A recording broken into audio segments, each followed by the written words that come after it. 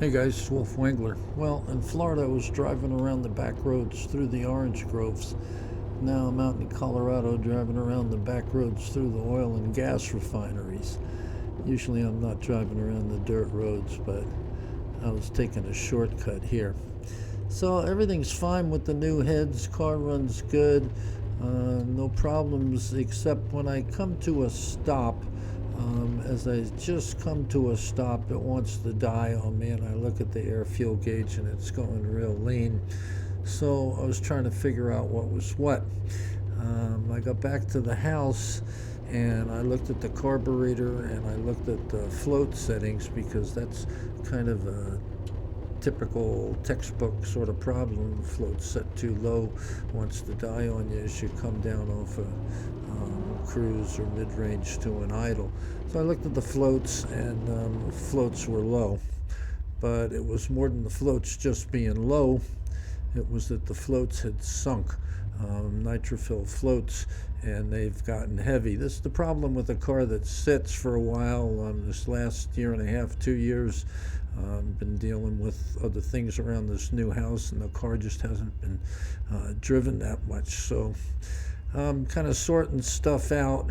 That was the first of the problems. Second problem became evident as I looked at the first problem, and I got the float bowls off and looked at the color of the fuel. Now, but if you look at the little bit of fuel that I've been scooping out with my cut-off Coors can there, those are pieces of the fuel cell foam.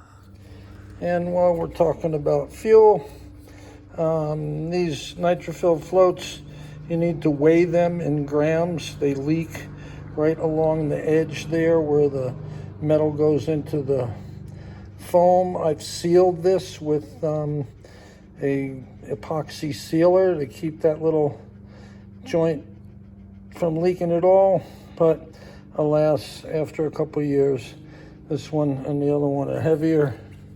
So I've gone back to my brass floats. Always some shit. So here's the foam that I took out of the tank. Those pieces look pretty good, but this guy here is coming apart. And part of the reason, I think, is because I've been sticking the tank with my hood prop just to see how much fuel is in there, and I think that's contributed to the wear. These guys aren't as bad, but they feel kind of sticky. This guy feels very sticky.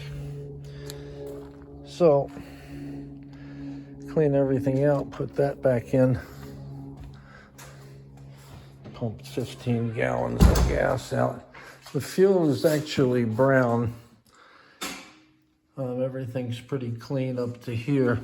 I've got two filters. There's one under the front right fender, and then there's another in-tank filter here.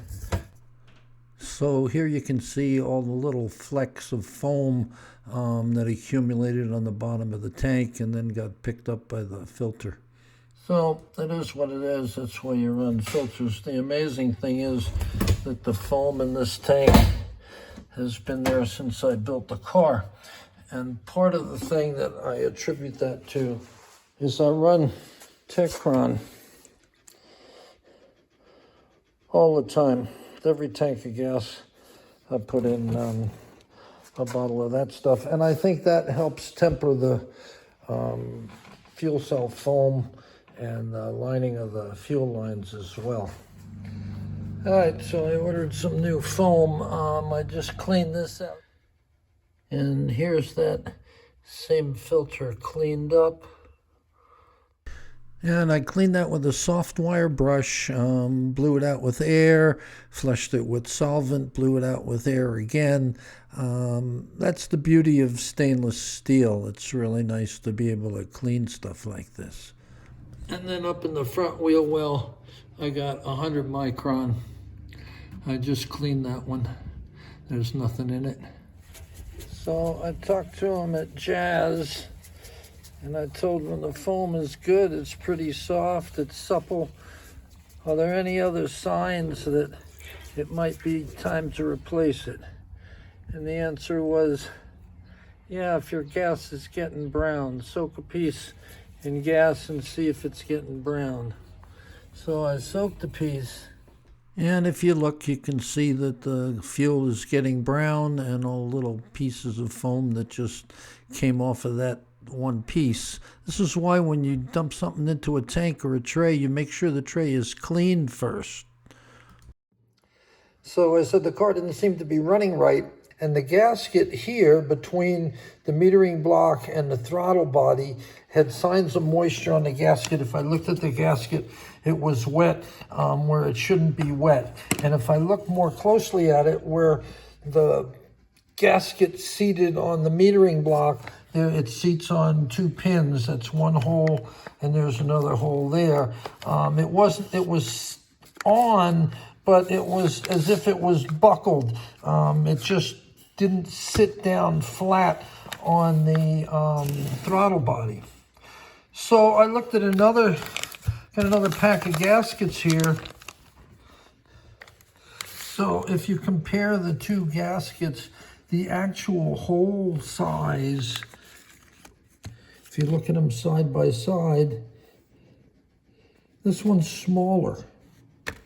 Nevertheless, using the one with the larger holes and then running through those with a 125 thousandth, I think it was, drill bit, just to open them up a little bit, that let the gasket sit flat on the metering block and on the throttle body.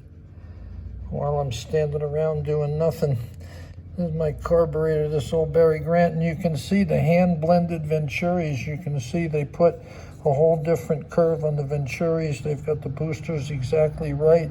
The boosters are kind of like knife-edge sharp, and they're stepped down on the inside of the booster. It goes down in a little step. All that stuff, all that trick Barry Grant stuff, all works like a charm. It worked like a charm in 1996, and it's still working like a charm. Now I just got to stick some new foam in the fuel tank and top it off.